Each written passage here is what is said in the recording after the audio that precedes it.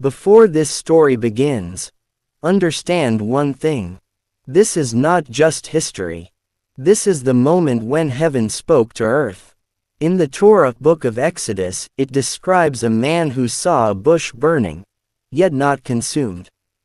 In the Bible it marks the calling of a prophet who would challenge the greatest empire of his time. In the Quran, Surah Taha and Al-Qasas, it reveals the moment when Allah spoke directly to Musa from the fire. 3 revelations, 1 moment, 1 turning point in human history. Before we step into the desert of Sinai, if you truly love stories that shake your soul and reveal hidden truths, take a second, subscribe, because what you're about to witness is not just a story, it's a moment that changed destiny itself. The silence of Sinai. The desert was silent, not peaceful silence, but the kind that feels heavy, ancient, watching. Mount Sinai stood like a shadow carved into the sky. Cold winds moved across the barren land, carrying whispers of something unseen. And in that silence, a man walked, alone. This was Musa, not a prophet yet, not a leader, not a man who would shake empires. Just a traveler, returning to Egypt, carrying nothing but uncertainty. He had spent years in exile. Years away from the land where he was born, the land where he had once been raised in the palace of a tyrant. But now, he was going back, not by choice, but by destiny, the fire that shouldn't exist. As night fell, the cold tightened its grip. Musa turned to his family and said, "Stay here, I see a fire. Perhaps I can bring back warmth, or guidance." A simple intention, but what he was about to encounter would rewrite history. He walked toward the fire. Step by step, the silence deepened, the air changed, and then he saw it. A bush, engulfed in flames. But something was wrong. The fire burned, but the bush did not turn to ash.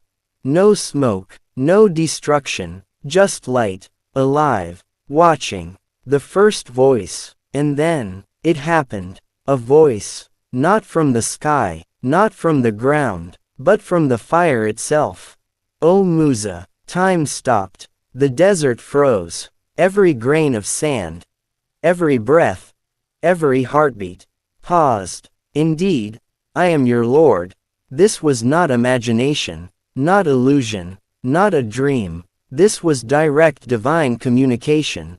No angel in between, no veil, just Musa and Allah, empires in tension. While this moment unfolded in the desert, the world beyond was boiling. Egypt was at its peak, ruled by a pharaoh who believed himself a god.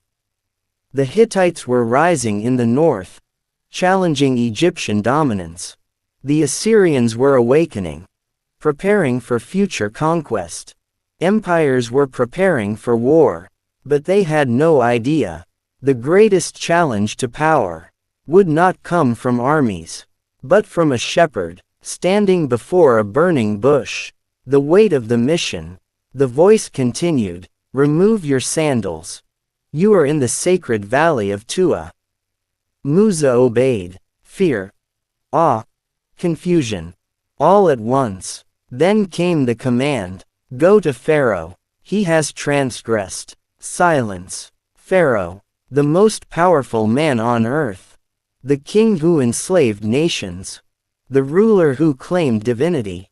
Musa, a man who once fled Egypt as a fugitive, was now being told to return and challenge him. The human fear. Musa did not respond like a hero. He responded like a human. "My Lord, I fear they will deny me. My chest tightens. My tongue is not fluent, and they have a charge against me. I fear they will kill me." This is what makes this moment real. Even prophets felt fear. Even chosen ones hesitated, because the mission was not small. It was impossible. The beginning of a revolution. But Allah responded, Do not fear. I am with you. I hear and I see. These words would echo through time. This was not just reassurance. This was power. The kind of power no army could match. Signs beyond reality. Then came the signs. Throw your staff. Musa threw it, and it transformed into a serpent. Alive, moving, real. He stepped back in fear. But the voice commanded, take it. Do not fear. He obeyed, and it returned to a staff.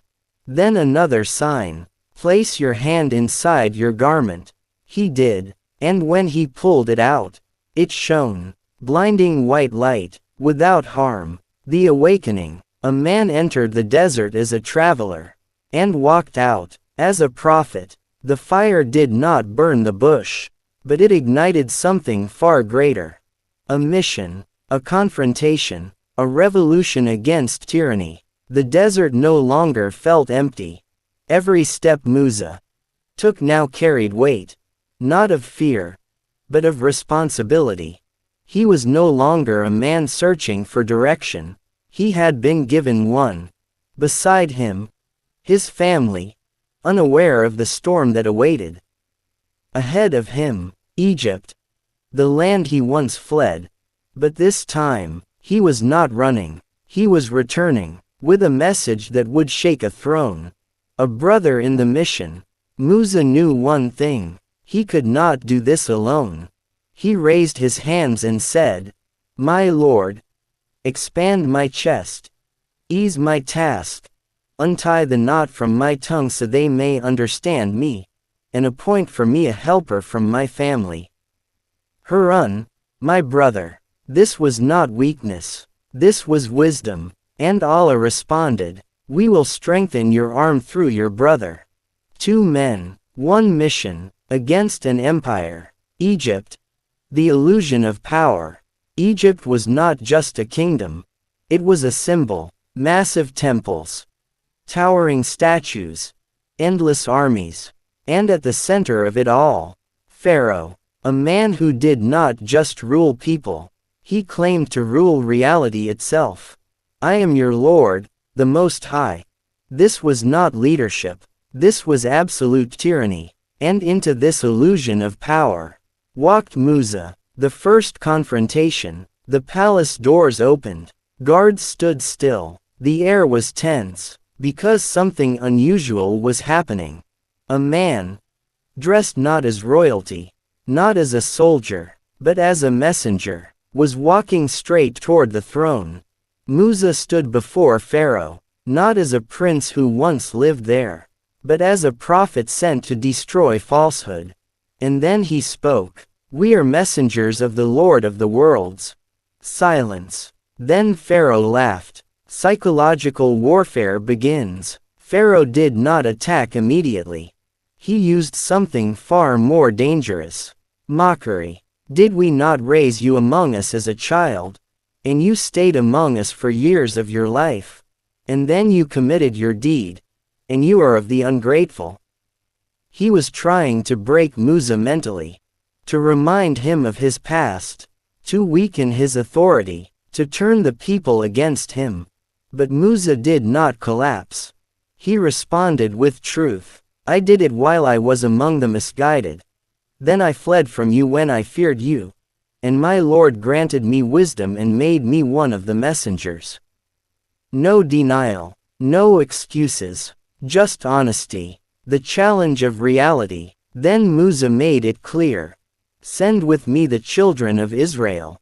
This was the real mission. Not debate. Not philosophy. Liberation. Pharaoh's expression changed. Because this was no longer about words. This was about control. The first sign. Pharaoh demanded proof. If you are truthful, bring a sign. Musa did not hesitate. He threw his staff. And once again, it transformed. A serpent. Alive. Powerful. Undeniable. Gasps filled the hall. But Pharaoh did not accept defeat. The countermove. Pharaoh turned to his advisors. And in that moment, you could see the fear behind his arrogance. This is a skilled magician. He reframed the miracle, not truth, but trickery. Because if the people believed Musa, Pharaoh would lose everything. So he issued a command. Bring me every learned magician. Gathering the empire's best, across Egypt, messengers were sent. From every city, every region, the greatest magicians were gathered. This was not just a challenge. This was a spectacle, a public event. Pharaoh wanted to crush Musa publicly, to prove his dominance, to turn belief into humiliation. Empires watching. Beyond Egypt, the world was shifting. The Hittites were watching Egypt closely, waiting for weakness.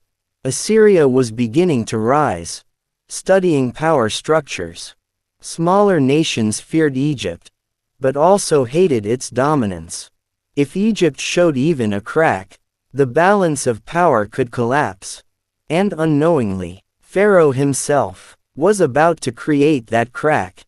The day of decision, the day was chosen, a festival. Crowds gathered, thousands of eyes, waiting. Pharaoh sat high on his throne, confident, certain, because in his mind, this was already over. The magicians speak. The magicians approached Musa, and they asked something unexpected. Will there be a reward for us if we win? Pharaoh answered, yes. And you will be among those closest to me. Power, wealth, status, everything was on the line. The moment before impact, the magicians turned to Musa. Will you throw? Or shall we be the first? Musa said calmly, you throw. And they did. Ropes, staffs, illusions. But suddenly, the ground seemed alive. Snakes everywhere, moving, twisting, terrifying. Even Musa felt a moment of fear. Because what he saw looked real, the edge of truth. For a moment, it seemed like illusion had won. Like deception had overwhelmed reality. Like Pharaoh's system was too powerful to break. The air was electric. Thousands stood frozen, eyes locked on the battlefield of belief. On one side, the greatest magicians of Egypt, masters of illusion, trained for years, supported by a king who claimed divinity. On the other, one man, Musa, no army, no backup, no illusion, only truth. The illusion peaks, the ground writhed, snakes everywhere, or at least, that's what it looked like. The magicians had cast their spells with perfection. They manipulated sight, perception, fear itself. Even Musa for a brief second felt it, a flicker of human fear. Because what stood before him looked overwhelmingly real, divine command, and then, the same voice that spoke in the fire returned. Do not fear, you will be superior. In that moment, everything changed. Fear disappeared, doubt vanished, because this was not Musa's battle anymore. This was truth against falsehood. The final sign, throw what is in your right hand. Musa threw his staff, and what happened next was beyond magic, beyond illusion, beyond explanation. The staff transformed into something massive, a serpent. Real, undeniable, unstoppable. It did not imitate, it consumed, one by one, every illusion. Every false snake was swallowed, erased, destroyed. In seconds, the entire system of deception collapsed. The realization, silence, not confusion, not doubt, but realization, because the ones who understood first were not the crowd, not the soldiers, not even Pharaoh. It was the magicians, the masters of illusion, the experts of deception. They knew. This was not magic. This was not trickery. This was something else entirely. Something real. Something divine. Without hesitation, they fell, prostrating, right there, in front of everyone. They declared, We believe in the Lord of Musa and Harun. The same men who came to defeat him now stood as witnesses to his truth. This was not just a victory. This was a collapse of narrative. Pharaoh's strongest weapon turned against him. Pharaoh's rage. Pharaoh stood up, fury in his eyes. Not just anger, but fear. Because in that moment, he lost control. You believed in him before I gave you permission. This was not about belief anymore. This was about authority. Pharaoh could not accept that truth existed outside his control. The threat, then came the brutality. I will cut off your hands and your feet on opposite sides. And I will crucify you all. The crowd trembled. This was the real Pharaoh. Not a god, not a ruler, a tyrant. Exposed, unbreakable faith. But the magicians did not break. They did not beg. They did not step back. They said, "We will never prefer you over the clear signs that have come to us. So decide whatever you will. You only decide for this worldly life." This was the real miracle. Not the staff, not the serpent, but hearts that changed instantly. From servants of power to servants of truth. The shift of power. In that moment, everything changed. Pharaoh still had the army, still had the throne, still had the kingdom, but he lost something far more important. Control over belief. And once belief is lost, power begins to crumble. The beginning of the end. This was not the end of the story. This was the beginning of Pharaoh's downfall. Because from this point on, every action he took would push him closer to destruction. The plagues, the signs, the escape, the sea, all of it started here, at this moment. The fire that never died. Remember the fire on Sinai. It did not burn the bush. It did not destroy anything. But it ignited something far greater. A mission, a truth, a resistance against tyranny. And that fire never went out. It lives in every moment. When truth stands against power. When one voice challenges oppression. When belief refuses to bow. If this story made you feel something, if you saw how truth can rise even against the strongest systems, then stay with us, because the journey of Musa is far from over, and the next chapters are even more intense. Subscribe now, because the stories we bring are not just history, they are warnings.